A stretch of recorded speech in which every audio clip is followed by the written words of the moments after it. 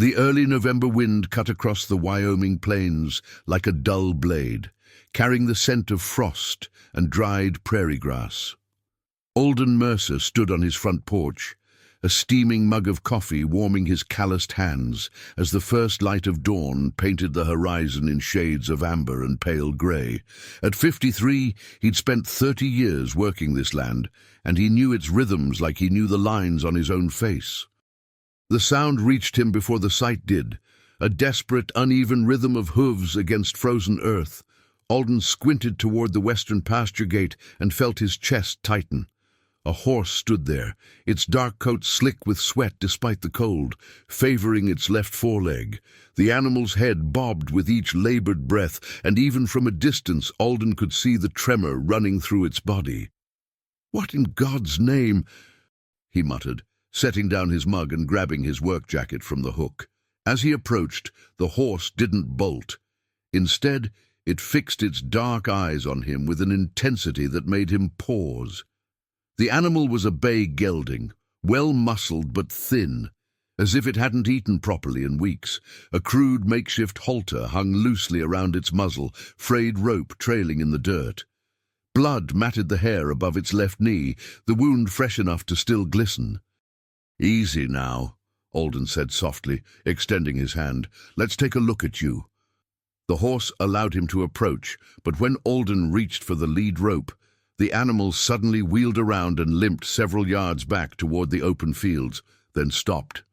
It looked back at him and whinnied, a sound so plaintive and urgent that it raised the hair on Alden's neck.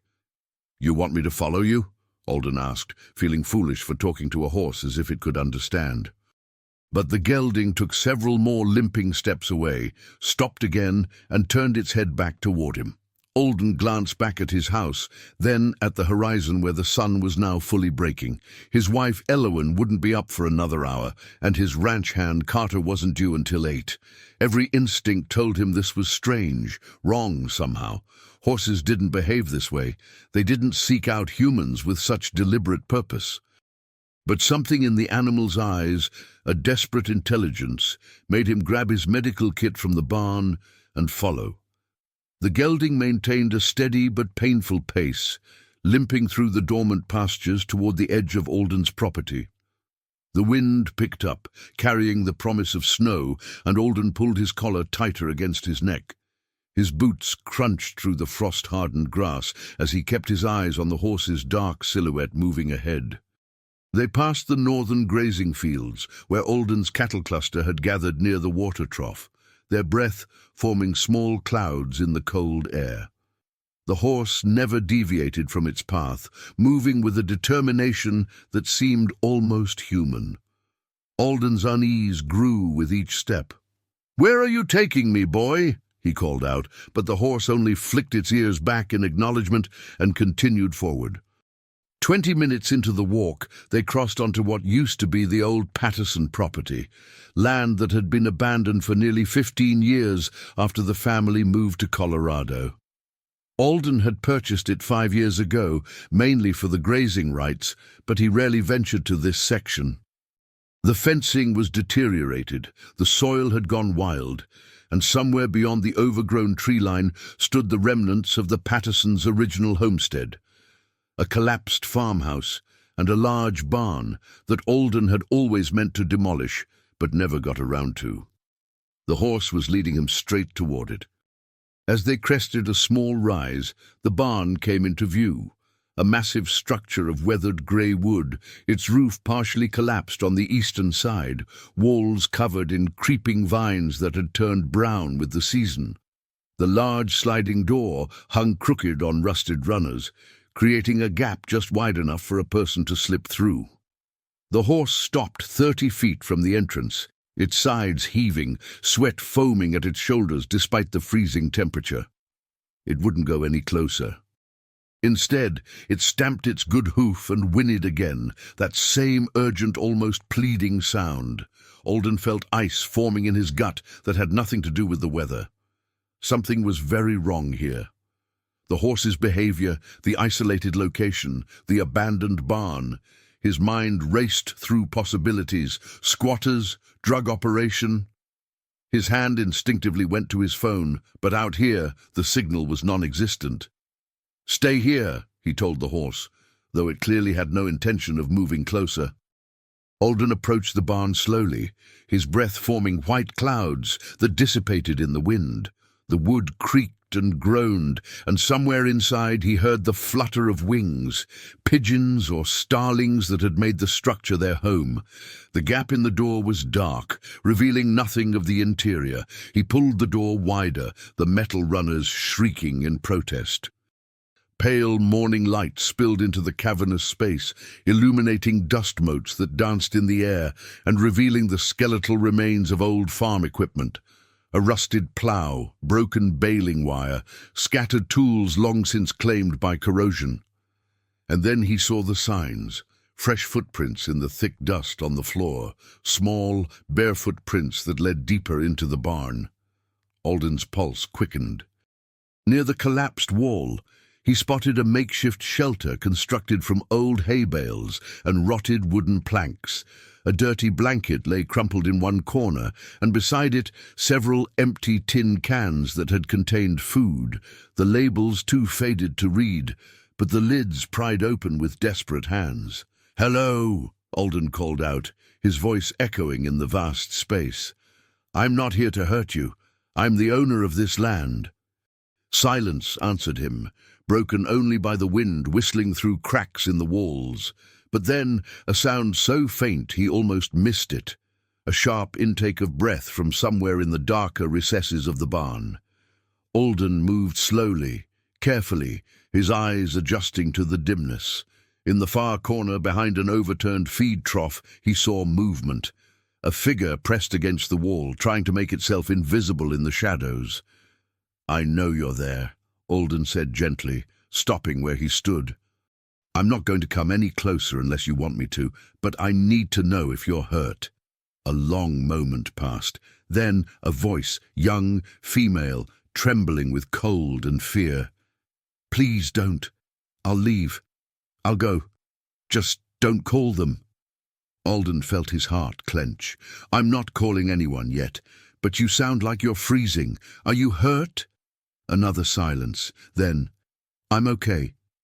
That horse outside, the one that led me here, is he yours?" "Copper," the voice whispered, breaking slightly. "His name is Copper. He got hurt. I tried to help him, but I don't have anything." Alden slowly lowered himself to sit on an old crate, making himself less threatening. "Copper's going to be fine. The wound isn't too deep.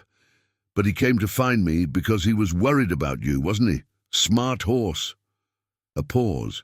He was always smart. "How long have you been out here?" 5, maybe 6 days. I lost count." Alden's jaw tightened. 6 days in an unheated barn in November. "You must be hungry, cold. Look, I've got a house about 20 minutes' walk from here. Warm food, a real bed. No one's going to hurt you there." "You'll call the police." The voice was flat, resigned. "Not unless you want me to," Alden said carefully. "But I'd like to understand what's happening. Why are you hiding out here?" The silence stretched so long that Alden thought she wouldn't answer. Then slowly, a figure emerged from the shadows. A girl, no more than 16 or 17, with tangled dark hair and a face marked by exhaustion and fear. She wore jeans torn at the knees, a thin jacket that was wholly inadequate for the weather, and her feet were wrapped in strips of cloth. Her eyes, green and haunted, met his with a mixture of defiance and desperate hope. "My name's Briar," she said quietly. "And if you call the police, they'll send me back. And if they send me back, I'll die there." Alden convinced Briar to return to the house with a promise that he wouldn't make any decisions without her input. She was reluctant to leave Copper, but when Alden assured her he'd bring the horse back too, she finally agreed. The walk back across the frozen fields was silent, except for Copper's limping gait beside them. At the house, Elowen took one look at the girl and immediately went into action, running a hot bath, preparing food, finding clean clothes. Alden tended to Copper's wound in the barn, cleaning and dressing it properly, while his mind raced with questions. An hour later, they sat in the warm kitchen. Briar had showered and changed into Eloan's spare clothes, her hair still damp. She ate scrambled eggs and toast with the careful control of someone who'd been hungry for too long, while Alden and Eloan sat across from her, waiting. Finally, Briar set down her fork. "You want to know why I ran?" "Only if you're ready to tell us," Eloan said gently. Briar's hands trembled slightly. "My mum died when I was 12. Cancer. My dad, he couldn't handle it. Started drinking. Started bringing around men who—" She stopped, swallowing hard. 2 months ago, he sold me to one of them, said it would clear his debts. Alden felt rage surge through him, hot and immediate, but he kept his voice steady. "Who did he sell you to?"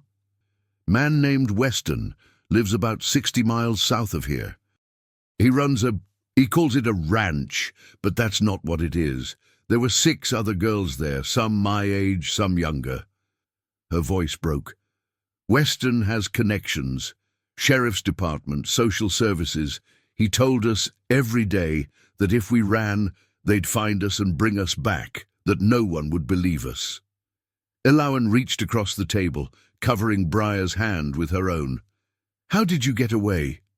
"Copper. He was Weston's horse, but he was always gentle with us. One of the girls, her name was Marlowe, she told me about this old property up north, said her grandmother used to live here before it got abandoned. She made me promise that if I ever got a chance, I'd run. So, 2 weeks ago, when Weston went into town and left just one guard, I waited until night, took Copper and rode as fast as I could." "For 60 miles?" Alden asked, amazed. Briar nodded. "Copper's strong, but he stepped in a hole 3 days ago, hurt his leg. I couldn't ride him anymore. I was afraid someone would see us on the road, so I stayed in the barn. I thought if I could just stay hidden long enough, maybe Weston would stop looking." Alden and Eloan exchanged glances. Then Alden spoke, his voice firm. "Briar, men like Weston don't stop looking, and they don't have as much power as they want you to believe, but you're going to need help, real help. No police," Briar said quickly, fear flashing in her eyes. "You don't understand." "I understand that you've been through hell," Alden interrupted gently, "but there are good people in law enforcement. I know a few, and more importantly, there are organizations that specialize in exactly this kind of situation. People who can protect you, who can help the other girls still there." Briar's eyes filled with tears. "What if you're wrong? What if they send me back?" Eloan moved around the table, kneeling beside the girl's chair. "Then we'll fight like hell to stop them. You're not alone anymore, Briar. Do you understand that? You're not alone." Carter arrived that morning to find Alden on the phone with an FBI agent he'd met years ago at a ranchers' conference. By noon, 2 federal agents and a victim's advocate were sitting in the Mercer's living room, listening to Briar's story with grim faces and taking detailed notes. The investigation moved quickly. Within 48 hours, Weston's property was raided. 6 girls were recovered, ranging from 14 to 19. Weston and 3 associates were arrested. The local officials he'd been bribing were suspended pending investigation. Briar stayed with the Mercers through it all, with approval from Child Protective Services and under the protection of federal marshals. She testified via video link, her voice strong despite the tears that sometimes fell. Eloan sat beside her through every session, a steady presence. 3 weeks later, on a cold December morning, Alden found Briar in the barn, brushing Copper's coat until it gleamed. The horse's leg had healed well, and he now stood comfortably in one of the clean stalls, munching contentedly on hay. "He saved my life," Briar said softly as Alden approached. "If he hadn't led you to me—" "You saved yourself," Alden corrected. "You had the courage to run in the first place. Copper just helped connect you with people who could help." Briar was quiet for a moment. The advocate said I could stay here while everything gets sorted out, if you're okay with that. Alden felt a warmth spread through his chest. Briar, Elowen and I already talked about this. You're welcome to stay as long as you need. This can be your home, if you want it to be. She turned to him, her green eyes, once so haunted, now showing the first fragile shoots of hope. I want that. I want that so much. As they stood there in the warm barn, with copper nickering softly and the winter sun streaming through the high windows, Alden thought about how a single act of compassion, following a wounded horse across frozen fields, had led to this moment. How one choice to trust his instincts had saved not just one life, but 7. Outside, the Wyoming wind still blew cold across the plains, but inside the Mercer home, a new chapter was beginning. Briar had found not just safety, but a family. And Copper, the brave horse who had refused to abandon the girl who needed him, had found a forever home where he would never know cruelty again. Some secrets, Alden realized, needed to be uncovered, not to shock, but to heal, to rescue, to restore what had been broken.